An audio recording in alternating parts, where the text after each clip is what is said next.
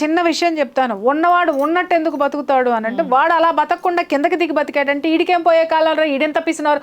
ఇదే ముఖేష్ అంబానీ 100 కోట్లు పెట్టి తూతూ మంత్రంగా పెళ్లి చేశాడు అనుకుందాం, ఈడికేం పోయే కాలం అన్ని లక్షల కోట్లు ఏడ్చినా కొడుకుకి చూసావా, కొడుకు దగ్గరకు వచ్చేసరికి వాడు రూపాయి కూడా ఖర్చు పెట్టట్లేదు, ఈడెంత పిసినారని ఇదే జనం మాట్లాడతారు. ఖర్చు పెడితేనేమో దుబారా ఖర్చు అని మాట్లాడుతున్నారు, ఖర్చు పెట్టకపోతేనేమో పిసినారు అంటున్నారు.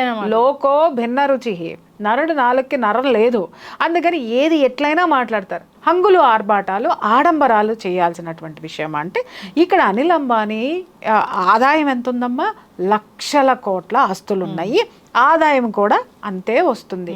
దాంట్లో నుంచి అతను ఖర్చు పెట్టింది 1%. సంవత్సరంలో అతనికి వచ్చే ఆదాయంలో నుంచి 1% మాత్రమే అతను ఖర్చు పెట్టాడు. కానీ నీ ఇంట్లో నీ పెళ్లికి నువ్వు ఎంత ఖర్చు పెడుతున్నావు, నీ ఆదాయం ఎంత, నీ ఆస్తులు ఎంత, నీ పెళ్లి ఖర్చు ఎంత బయటికి